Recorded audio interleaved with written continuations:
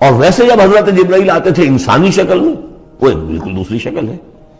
وہ تو یہ کہ حضرت دحیہ کلبی جو ہے رضی اللہ تعالیٰ عنہ، وہ بہت حسین صحابہ میں سے بہت صحیح حسین انسان تھے، ان کی شکل میں بالعموم ان کی صورت میں حضرت جبرائیل آتے تھے، لیکن وہ وحی نہیں شمار ہوتی۔ ہم نے السنہ وہ حدیث جس میں جبرائیل آئے اور حضور نے فرمایا جبریل تھے جو تمہیں تمہارا دین سکھانے آئے تھے، لیکن وہ قرآن میں نہیں ہے، السنہ ہے، قرآن نہیں ہے۔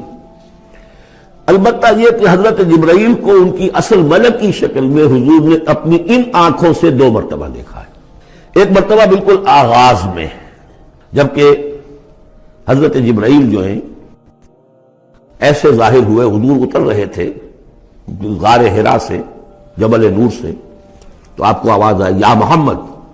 یہ پہلی وحی کے بعد جو فترت ہوئی ہے، کچھ عرصے کے لیے وحی رکی رہی، اس وقت واقعہ پیش آیا۔ آپ نے سامنے دیکھا، پیچھے دیکھا، کوئی نہیں، نظر کوئی نہیں آیا۔ پھر تھوڑی دیر آپ چلے گئے، شاید مجھے کوئی دھوکہ لگا ہے، ایسی میں نے سنا ہے، کوئی آواز نہیں تھی۔ پھر آیا یا محمد، پھر دیکھا 2-3 مرتبہ کوئی نظر نہیں آیا، کچھ خوف سا محسوس ہوا۔ تیسری مرتبہ یا محمد، تو اچانک حضور کی نگاہ اوپر اٹھی، تو حضرت جبرائیل فرشتے کی جو اصل شکل ہے اس میں وہ تھے افق پر، اور پورا افق بھرا ہوا تھا۔ تو اصل ملک کی صورت میں حضرت جبرائیل کو حضور نے اس وقت دیکھا، اور ایک دیکھا ہے پھر عند سدرۃ المنتہا، شب معراج میں، جب ساتھ آئے ہیں لے جانے کے لیے انسانی شکل میں تھے۔ کوئی سواری بھی ایسی تھی جس کو کہ براق کہا جاتا ہے، وہ بھی محسوس شے تھی، لیکن یہ کہ جہاں انہوں نے کہا 7ویں آسمان پہ جا کر کہ بس اب آگے میری اب آگے آپ کو اکیلے جانا ہے، اس سے آگے اگر میں گزرا میرے پر جل جائیں گے، بے سوز تجلا بے سوزت پرم، اگر یکسر منہ برتر پرم، اگر میں نے اب اس سے آگے ایک بال برابر بھی میں آگے بڑھا تو میرے پر جل جائیں گے، تب آگے آپ کا کام۔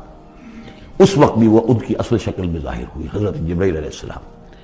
یہ بات اس لیے ضروری ہے کہ جیسے محدثین جو ہیں وہ اس کی تحقیق کرتے ہیں کہ حضور سے کس نے سنا، اس سے جو روایت کر رہا ہے کہ میں نے اس صحابی سے سنا جو تابعی ہے، آیا ان کی ملاقات بھی ثابت ہے کہ نہیں؟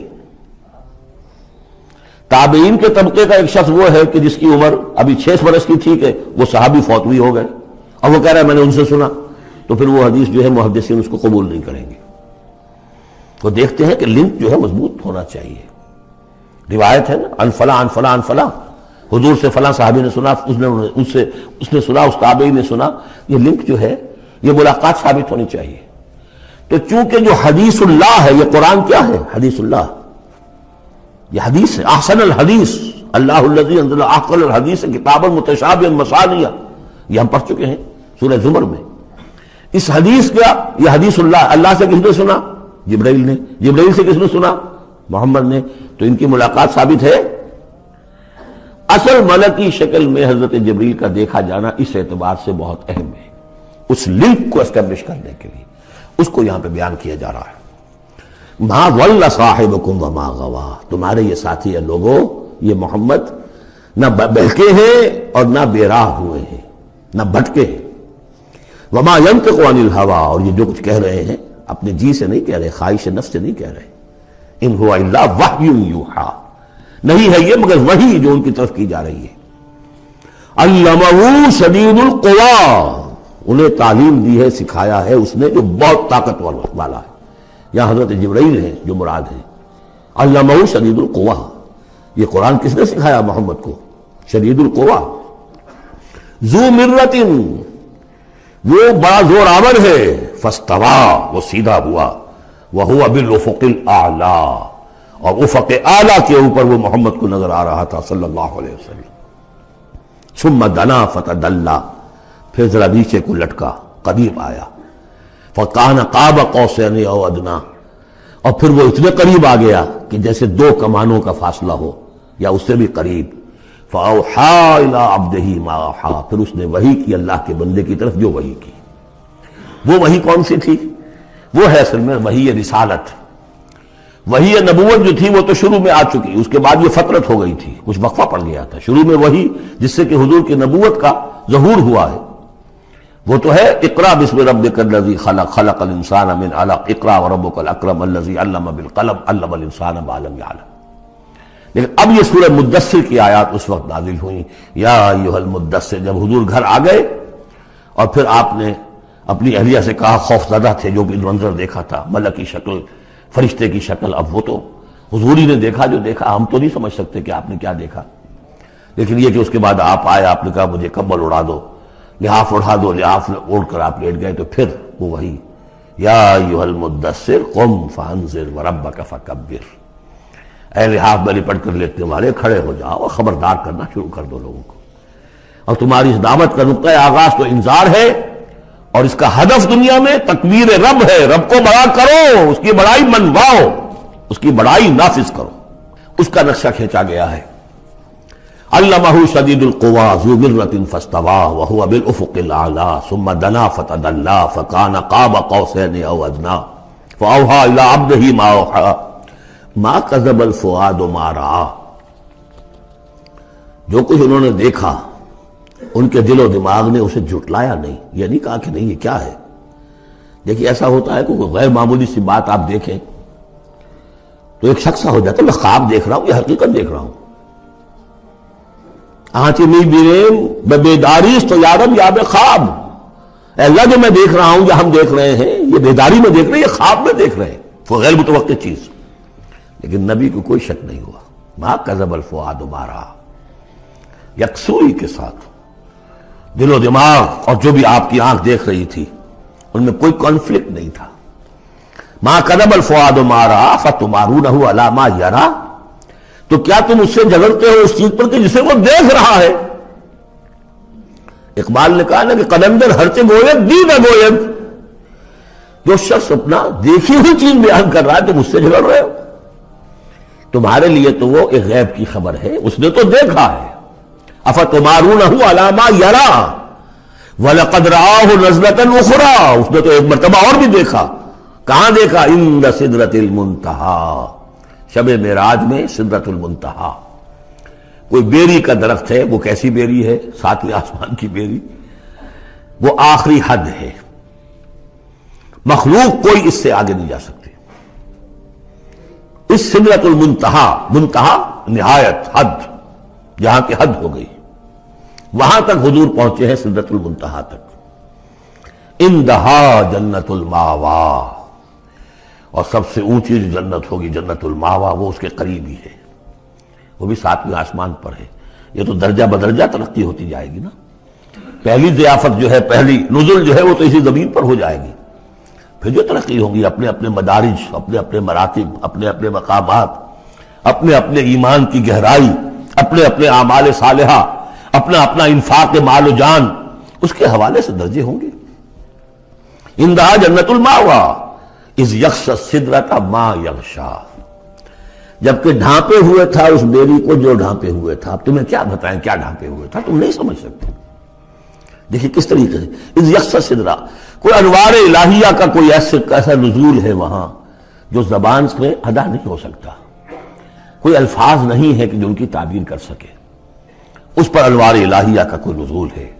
اذ یغشی السدرۃ ما یغشی، جبکہ چھایا ہوا تھا اس بیری کے اوپر جو چھایا ہوا تھا، جبکہ ڈھانپا ہوا تھا اس بیری کو جس نے ڈھانپا ہوا تھا. ما زاغ البصر وما طغیٰ. نبی کی آنکھ اس وقت نہ کج ہوئی نہ حد سے بڑھی. یہ دو انتہائیں ہوتی ہیں. ایک تو یہ کہ آپ کسی انٹینس لائٹ کو فیس نہ کر سکے تو نگاہ ہٹائیں گے، آپ یہ جھپک لیں گے، فیس نہیں کر سکتے اگر آپ میں ہمت نہیں، استعداد نہیں ہے. نبی کا ظرف اتنا تھا کہ ان انوار الہیہ کا براہ راست مشاہدہ کیا ہے، اور نگاہ آپ کو ادھر ادھر کرنے کی ضرورت پیش نہیں آئی. لیکن طغیٰ ایک حد ادب بھی ہوتا ہے جس سے آگے انسان کو نہیں جانا چاہیے. نگاہ جو ہے اس نے بے ادبی کی روش بھی اختیار نہ کی. علامہ اقبال نے، واقعہ یہ کہ اس آیت کو میں نے سمجھا علامہ اقبال کے ایک شعر سے، اور اکثر و بیشتر لوگ نہیں سمجھ سکے اس آیت کو. ذوق و شوق کے نام سے جو ان کی نظم ہے بال جبریل میں، وہ میرے نزدیک ان کے شاعرانہ جو ان کی استعداد ہے اس میں بلند ترین نظم ہے. وہ جہاں تک پیغام ان کا جو ہے امت مسلمہ کے لیے، اس کے لیے ابلیس کی مجلس شورا، وہ کلائمیکس ہے، اور وہ ہے بھی ان کے آخری زمانے کی نظم ہے، سن 36 میں انہوں نے کہی ہے۔ اس کے بعد تو بیماری اتنے رہے ہیں، بہت کم اشعار کہے، لیکن اس میں ذوق و شوق میں ایک شعر ہے: عین وصال میں مجھے حوصلہ نظر نہ تھا، عین وصال میں مجھے حوصلہ نظر نہ تھا، گرچہ بہانہ جو رہی میری نگاہ بے ادب، میری نگاہ بے ادب بہانہ تلاش کرتی رہی کہ میں مشاہدہ براہ راست کروں، حالانکہ عین وصال ہے اس وقت، لیکن یہ کہ میرے اندر حوصلہ نہ تھا کہ میں حسن کا براہ راست مشاہدہ کر سکوں۔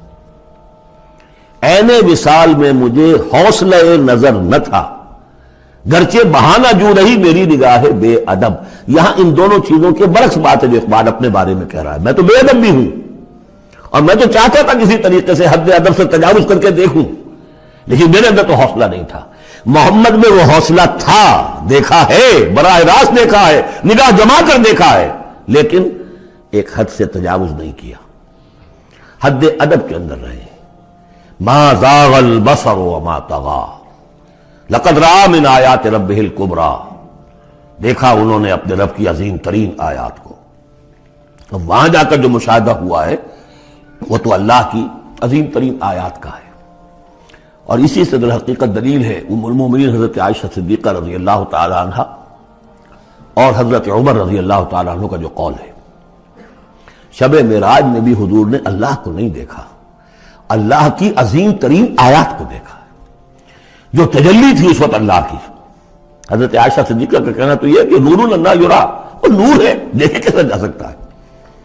بہرحال وہاں بھی قرآن جو کہہ رہا ہے وہ یہ نہیں کہہ رہا ہے کہ اللہ کو دیکھا، نہیں، جیسے کہ وہ جو شب معراج میں پہلا سفر کا حصہ تھا زمینی، مسجد حرام سے مسجد اقصی تک، سبحان الذی اسریٰ بعبدہ لیلا من المسجد الحرام الى المسجد الاقصی الذی بارکنا حولہ لنریہ من آیاتنا، وہاں پر بھی اللہ نے اپنی آیات کا مشاہدہ کرایا، لیکن وہ زمینی آیات ہیں اللہ کی، وہ برکات جو ہیں زمینی ہیں۔